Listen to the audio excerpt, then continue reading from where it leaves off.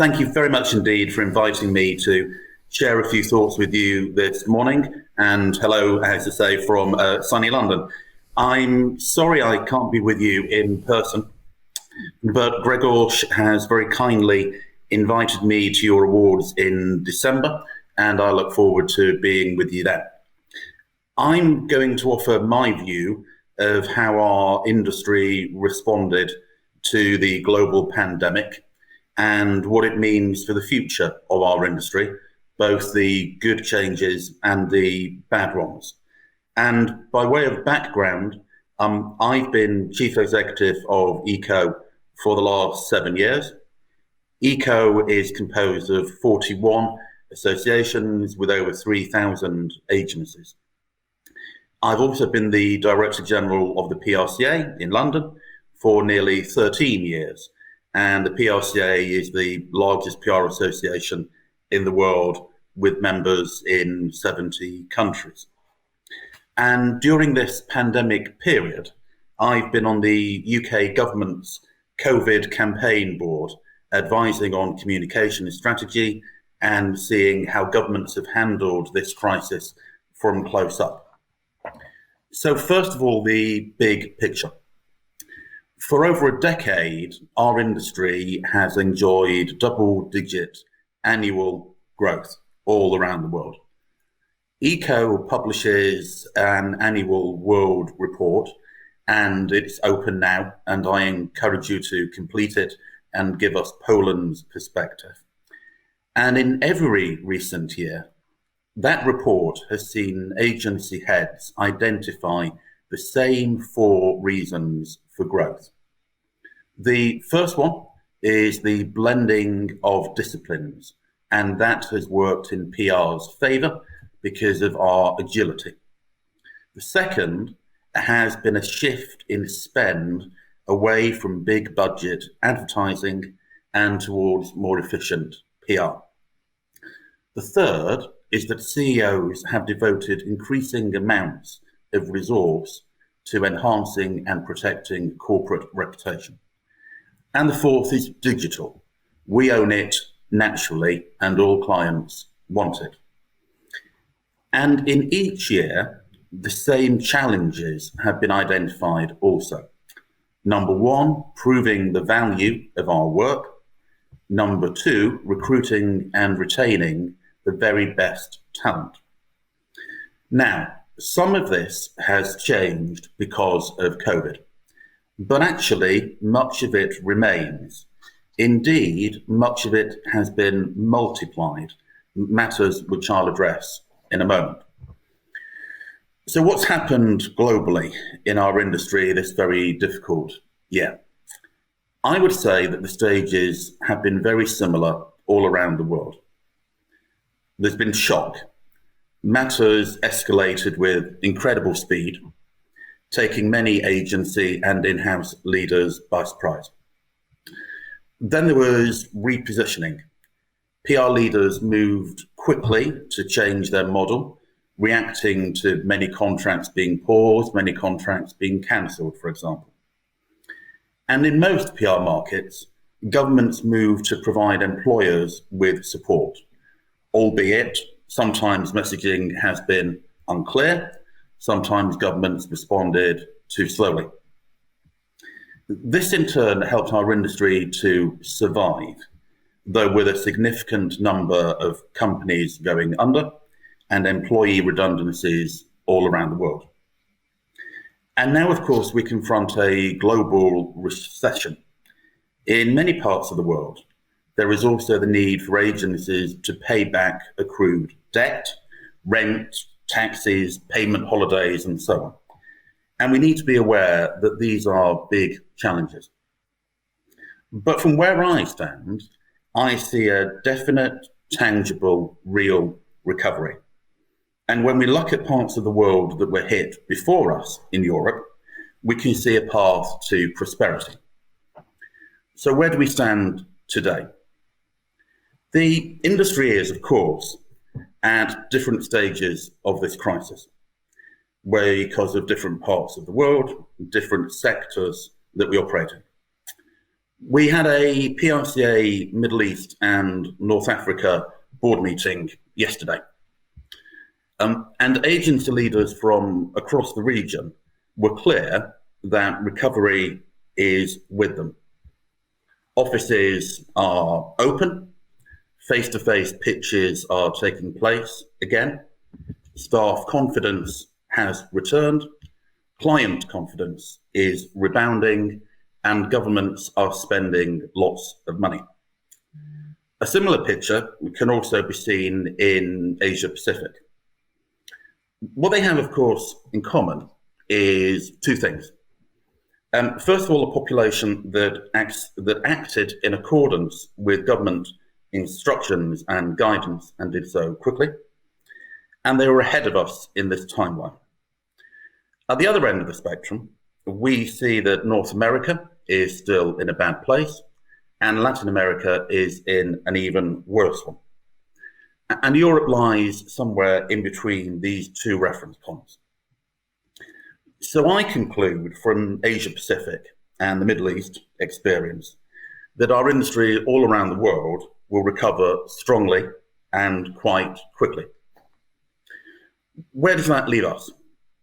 There have been plenty of small agencies that have closed, but no big ones. Holding groups and big independents have cut, in some cases more deeply than they had expected to. But they all survive. And quite obviously, they will grow again in the future as they take the opportunities to acquire in the market at a reduced rate.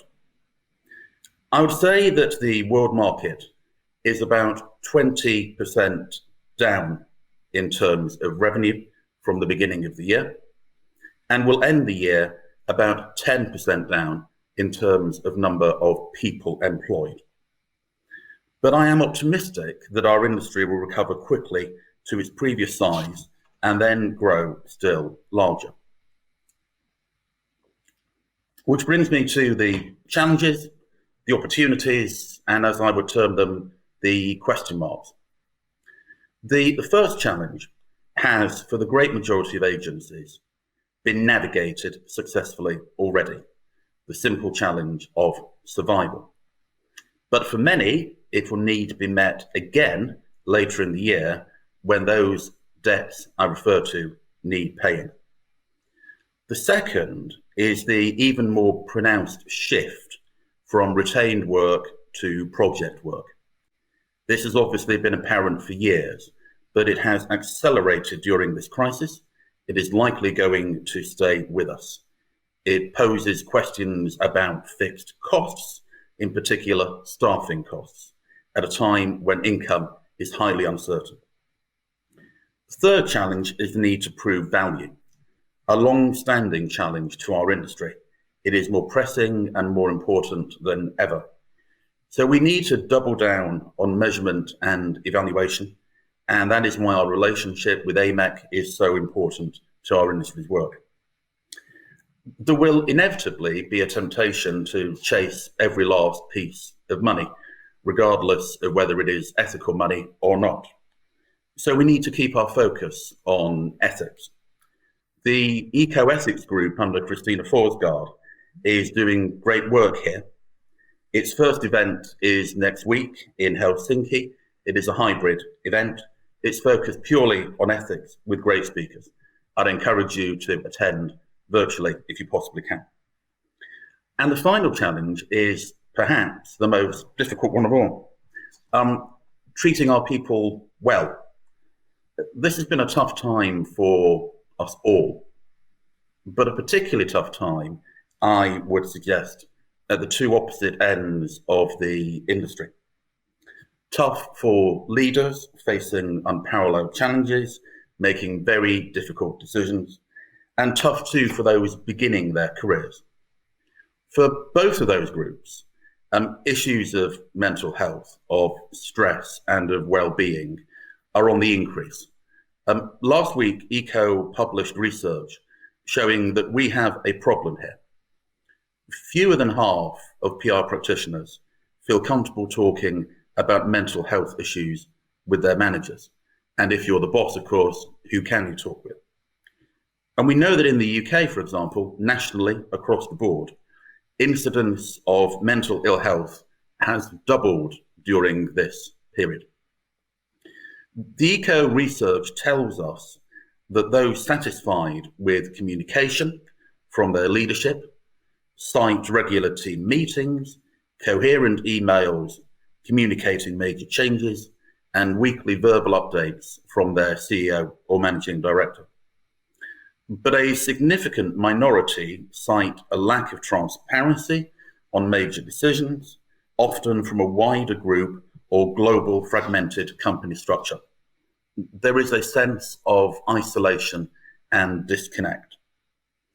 And that sense of isolation is all the worse if you live in a house or a flat share without access to a desk or an office, not seeing colleagues, friends, family, working from your bedroom, and quite understandably expecting at the moment to be always on, literally. And that is the experience, sadly, for many, many junior people within our industry all around the world. As well as being isolated, those rating their own mental health as low refer to uncertainty and fear of losing their job, feel being taken advantage of, being vulnerable, or burnt out. And burnout is something that I hear from every level of our industry on a daily basis these days. The long hours, the feeling guilty about letting people down or saying no to others. Our employees, our customers, our regulators, and our governments will judge us in the future on how we treat our staff in these moments of stress. On to the opportunities. The four trends I referred to at the beginning of my remarks as driving our industry for the past decade have been multiple. So the blending of disciplines, the shift in spend away from big budget advertising towards us, CEOs spending more on corporate reputation, and digital. All of these trends have become more pronounced this year, and they afford us great opportunities. But they are not the only opportunities, and they are not the only wins either.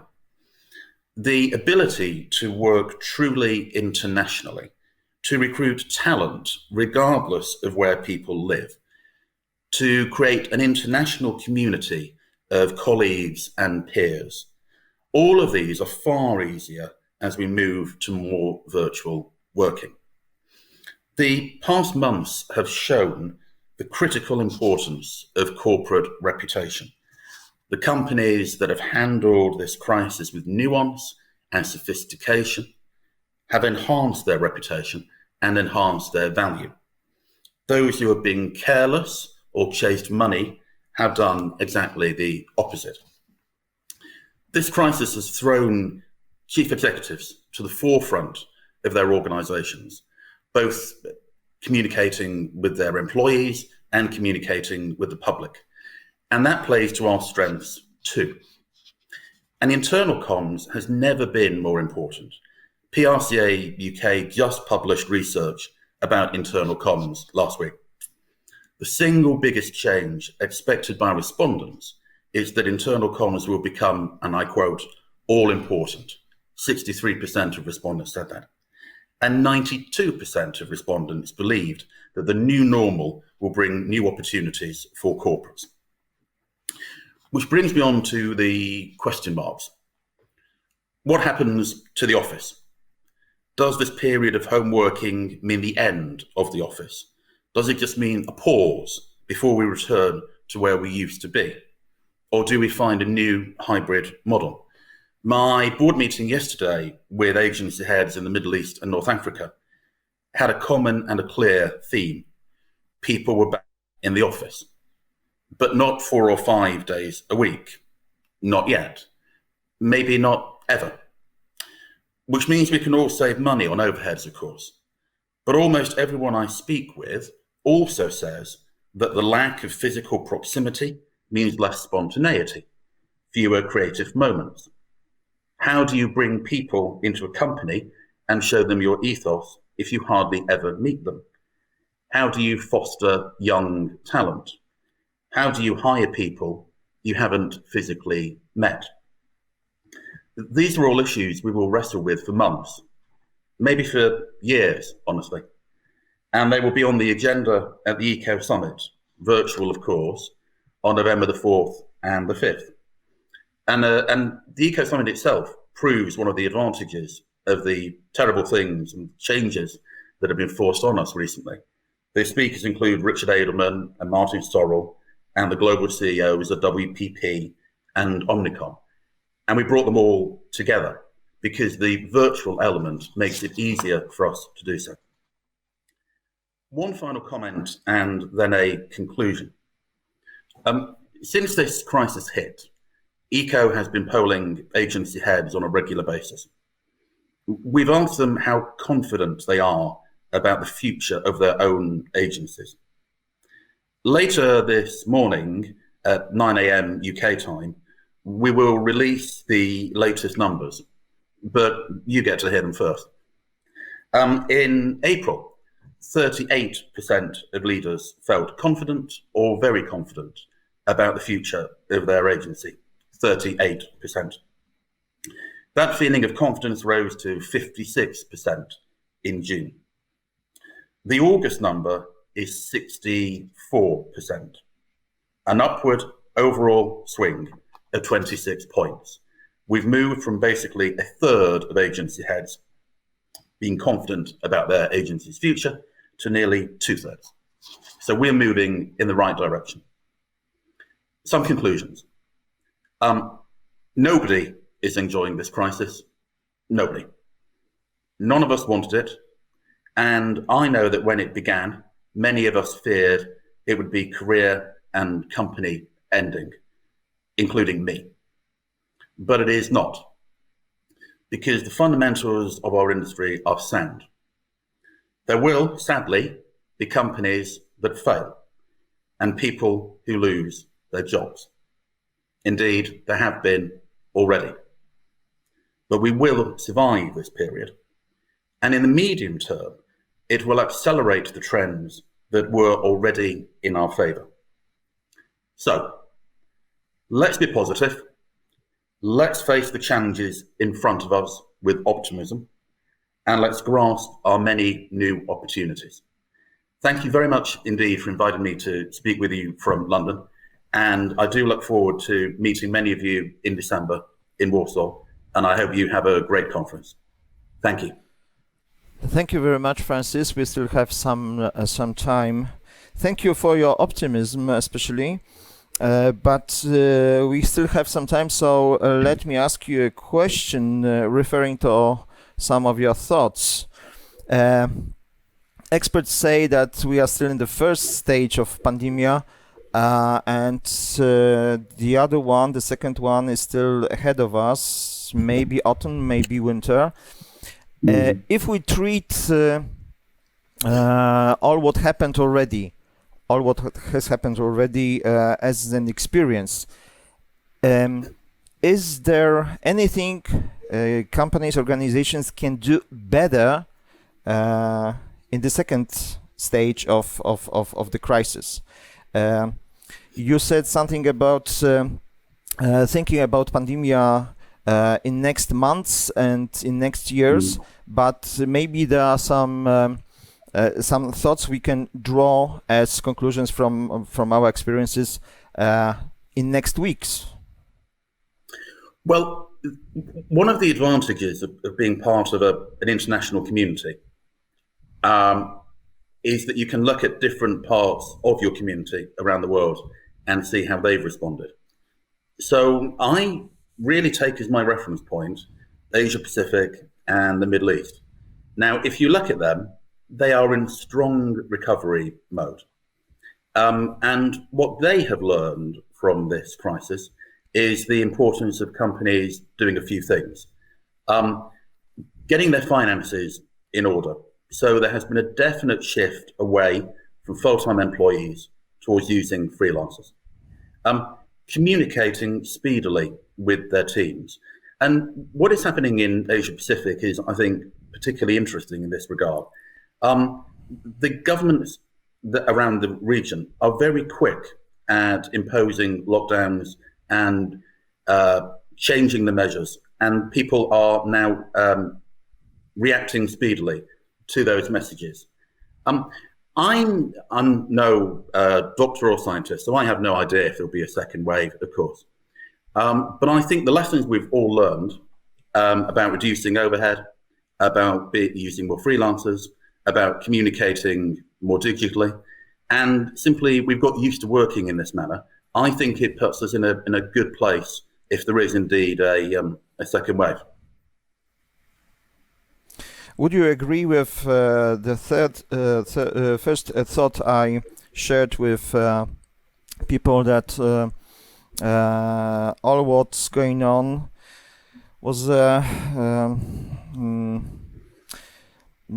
we could expect it. The only thing which was changed by pandemia is the thing that all the changes happens quicker than we expected. Yeah, I think that the pandemic has accelerated the trends that were obvious already, whether that's around, as I said, around growth of digital, corporate reputation of companies. What it has completely transformed, of course, is how we work. And I and many agency heads have been skeptical in the past about working from home. We've seen over this period, though, that we can do so. We don't need the big offices necessarily. We can do pitches remotely. Team working can be effective remotely. So that has accelerated. And in my view, we will never go back to where we were. But there are some things that we need to get back. And as I mentioned, the spontaneity of being around colleagues, the ability to guide more junior members of staff, that requires physical proximity. So we need to go back to some form of the old working because the losses are too considerable if we don't. Thank you, Francis. That was very, very interesting, and we hope that situation will allow you to join us in Warsaw later this year. Thank you very much. I look forward to it, and I'm sorry it's so sunny in London. It's unusually sunny today. Yes, as I said before, we have some rain and strong wind. So, like in London, we have the weather in Warsaw. Thank you very much. Thank you. That was Francis Ingham.